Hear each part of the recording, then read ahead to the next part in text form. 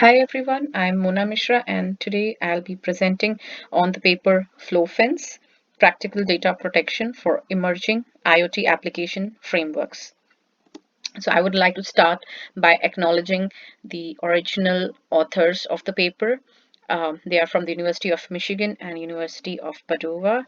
The authors are Erlens Fernandez, Justin Popper, Amir Rahmati, Daniel Simeonato, Mauro Conti, and Atul Prakash. And this was presented in the 25th Usenet Security Symposium at Austin, Texas in the year 2016. And here is also the link to the presentation. So let's begin with the overview. The Internet of Things consists of several data producing devices like the smart wearables, smart homes, activity trackers, door state sensors, and data consuming apps. The These data consuming apps, they compute on the sensitive data produced by the smart homes and wearables. The IoT devices, they have unprecedented access to our personal information such as location, contacts, medical records, movement patterns, video and audio feeds. IoT frameworks currently, they support permission-based access control on sensitive data, which is ineffective at controlling how apps use data once they gain access. So let us look at the problem statement and what solution we have. So the IoT frameworks, they use permission-based access control for the data sources and sinks, but they do not have control flows between authorized sources and sinks. This method has already proved to be inadequate, as it is evident from the growing reports of data stealing malware in the smartphone and the browser extension spaces. Users have no choice, but they have to take on faith that the app will not abuse its permissions. So the solution is we need to force the apps to make the data use patterns explicit and then enforce the declared information flows while preventing all other flows. So here we have FlowFence. It's basically a combination of label-based flow control and language-based flow control. In label-based flow control, we have component level information tracking and the flow enforcement through label policies, and language-based flow control supports restructure apps which obey the flow rules and developer declares the flows. So we have the FlowFence with support of diverse publishers and consumers of data with publisher and consumer flow policies, and it allows the use of existing languages, tools, and OSs. So basically the FlowFence apps using FlowFence, they have to split their apps into two components, a set of quarantine modules that operates on the sensitive data in the sandboxes and the code that does not operate on sensitive data, but rather it orchestrates execution by chaining the quarantine modules together via taint tracked opaque handles or references to data that can be dereferenced only inside the sandboxes. Let us take an example of a face recognition app. So we have the camera, which takes the input of the face, which is the source, and it sends this features of the face to the consumer app. The app then decides whether to authorize and open the door, and it also makes this information available on the internet website so that the users can see it. So there is a potential, we see there is a potential of data leak. So let us see how a face recognition app would look like. We have the main program. The main program calls the module features, which takes the input from the camera, the bitmap of the face, and then it computes the feature vectors and sends it back to the main program. The main program then calls another module, the report recognition. As we can see, this takes two inputs, the door state and the features. And then based on whether it recognizes the face, or whether it is authorized, it locks the door, unlocks the door, and makes the same information available on the internet. So there is a potential of the data and of the data leak happen here. So let us see how this example would be refactored this in FlowFence when we use FlowFence. So we have the main program here. The main program now calls the quarantine module features, which is inside the sandbox. It takes the input from the camera. DC here is the data from the camera, and TC is the taint label.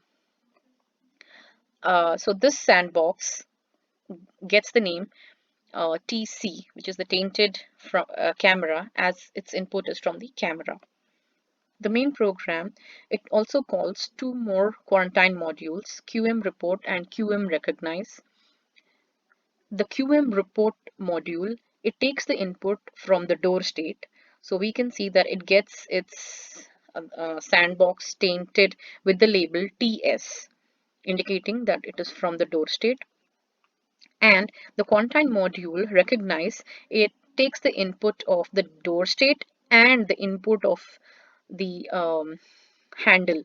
So H1 here is the handle, that is the data it received from the quarantine module features. This data is then fed into the quarantine module recognize. Now these quarantine modules, QM report and QM recognize, they try to declassify. So when they do so, they call the trusted API sinks. The trusted API sinks, they basically see the tainted labels, the labels that are associated with the quarantine modules and the flow policy. And based on that, they take the decision. So for example, here the flow policy, which we can see in red on the right side, so it is for the tainted label for the camera to the door actuator, and from the door state to the door actuator, and also from the tainted state of the door state to the internet. So hence, now the trusted sync, it releases, if it authorizes the face, it unlocks the door and makes the same information available on the internet based on the flow policy and the tainted label of the sandboxes. So here we see that there is there cannot be a leak of data, because the H1 handles, these are basically they're opaque, and they are just references to sensitive data. They do not contain any data. So even if it is leaked, it's of no use. It doesn't contain any raw data. And also, if there is and there is no chance of leaking on internet, because there is, I mean, the camera data leaking onto because there is no flow which is being defined explicitly, hence it will be denied. Now let us see the FlowFence data flow graph. So basically your FlowFence, it tracks the taint labels as they propagate from the sources to the handles to the quarantine modules to the sinks. The dotted lines here, they represent declassification attempt. The the trusted API basically uses labels on the sandboxes to match the flow policy. T1 and T2 here, they are the taint labels for the data D1 from the camera and D2 from the door status. Now the user wants to ensure that the camera data does not flow to the internet. So let's see how it is handled here. The consumer app, say DoorCon, it consists of non-sensitive code that treats the above opaque handles from the publisher and invokes three quarantine modules. QM recognize operates on both T1 OTH T1 and T2, that is the door, I mean, that is both the camera data and the door state data taints. Hence it has the taint label T1 union T2. So when the quarantine module, it tries to declassify its results by invoking the trusted API, the FlowFence will read the taint labels, and in the we have now, and also compares with the flow rules. These set of flow rules are in the app's manifest file for each of its taint labels. So here basically from the taint camera to the door open state, taint door state to the door open, and taint door state to the internet. These are the possible flows defined here. So hence, declassifying camera and door state tainted data to the door lock is permitted. Now, if a consumer tries to declassify sensitive data, D1, by invoking a trusted API using QML, the API reads the taint label on the handle being declassified, determines that there is no policy that allows D1 to the internet, or we can say that there is no policy which allows the camera data D1 to be put to the internet, and hence it denies the declassification. The key idea behind FlowFence is its information flow model that we refer as opacified computation. It consists of two main components: the quantine modules, which are a developer written functions that computes on sensitive data, which is assigned a taint label to at the data source, and it runs in a system provided sandbox, and the opaque handles. Now, each app on the FlowFence, it is basically split into two parts: some non-sensitive code that does not compute on sensitive data, and a set of quarantine modules that compute on sensitive data, and they are inside the sandboxes. Now, these opaque handles, they are basically a means of communication between the quarantine modules. They are immutable. They are labeled opaque references to data that can only be dereferenced by the quarantine modules when running inside a sandbox. An opaque handle, it does not reveal any information about the data value, the data type, the data size, taint set, or exceptions. FlowFence ensures that whenever a quantine module it returns to the caller, its results are converted into an opaque handle. Quantine modules and opaque handles, they are associated with a taint set. So they have a set of taint labels that indicates the provenance of data and keeps track of the information flows. So now let us see the FlowFence architecture. So we can see here the consumer, the trusted services, the sandboxes, and the publisher.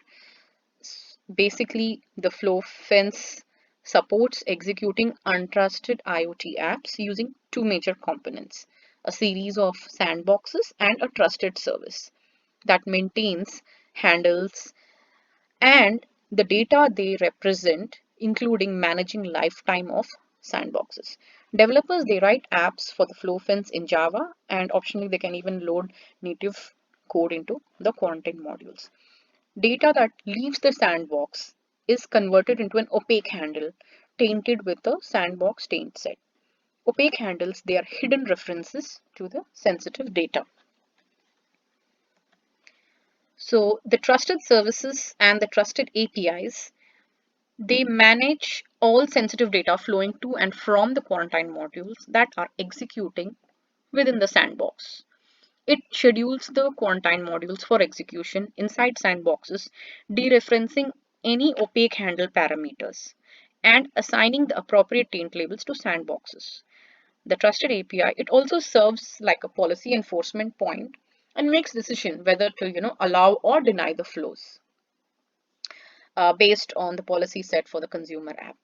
Now, sandboxes. So when a quarantine, they have the quarantine modules. So when a quarantine module arrives for execution, FlowFence reserves a sandbox exclusively to be used by that QM until the execution completes. So once it is done, FlowFence sanitizes the sandboxes to prevent any data leaks. It does this by basically destroying and recreating the process. For efficiency reasons, the trusted service maintains a pool of clean, spare sandboxes and will sanitize idle sandboxes in the background to keep the pool all the time full.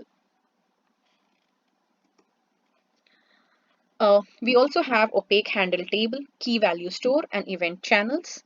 The opaque handle table basically is the mapping of the handles and the raw data. The key value store, this is the primary data sharing mechanism in FlowFence between publishers and the consumer apps. Each app has its own key value store.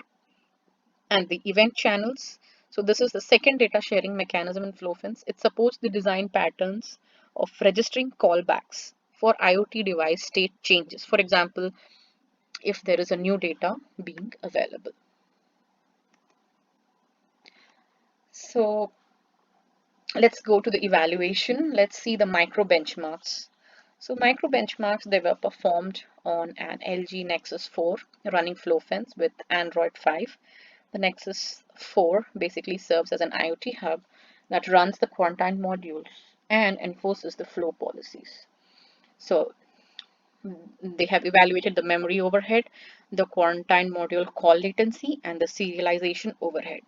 The memory overhead, so running a sandbox basically takes 2.7 MB RAM on an average, which is within acceptable limits. The QM call latency, 92 millisecond call latency was observed, which is again quite acceptable. And serialization overhead. So the bandwidth increases as the data size increases and caps off at 31.5 MB per second. So this is large enough to support typical IoT apps. Uh, Next we have the IoT apps. They were ported to FlowFence. So three existing IoT apps were ported to FlowFence to measure its impact on security, developer effort, end-to-end latency, and throughput on operations relevant to the apps. So all experiments, they were run on Android 5, Nexus 4.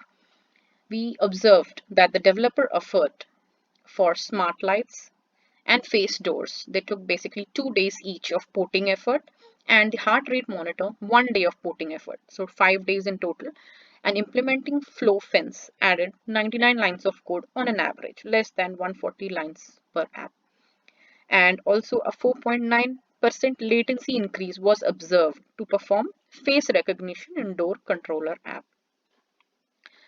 So let us see the features of the three IoT apps ported to FlowFence. First, we have the smart light. So basically, it reads a location beacon, and if the beacon inside a geofence around the home, if it is inside the geofence, then automatically it turns on the lights, else the reverse. So basically, the data security risk um, here is that the app can leak user location information. So originally the lines of code for this app was 118, and on adding FlowFence, it has taken 193 lines of code. And the flow policy that is required here was only from LOC to the switch. Next app, we have the face door. This is our example. It uses a camera to recognize a face. So if the face is authorized, it unlocks a door. So the data security risk here is the app can leak images of people. Originally the lines of code used was 322, and on porting to FlowFence, it increased to 456 lines of code. And the flow request here was from cam to lock, door state to lock, and door state to net. Next, we have the heart rate monitor. So this basically uses a camera to measure heart rate and display it on the UI. The data security risk associated here is that the app can leak images of people and the heart rate information. The originally 257 lines of code was used, and on porting to FlowFence, we had total of 346 lines of code. And the flow request needed here was from the CAM to the UI. So next we have the evaluation based on the macro performance. The face door recognition latency on varying database sizes for baseline and FlowFence caused 5% increase in the average latency, as we can see in the first figure. And in the heart rate monitor, the throughput for the heart rate monitor on baseline and FlowFence, we can see that FlowFence imposes a little overhead on the app. Macro benchmarks on these apps, basically the latency and throughput, indicate that the FlowFence performance overhead is acceptable. Coming to the summary and conclusions, we can see that the emerging IoT programming frameworks only support permission-based access control on sensitive data, making it possible for malicious apps to abuse permissions and leak the data. FlowFence enforces the declared flows and prevents all other flows, including implicit flows, efficiently.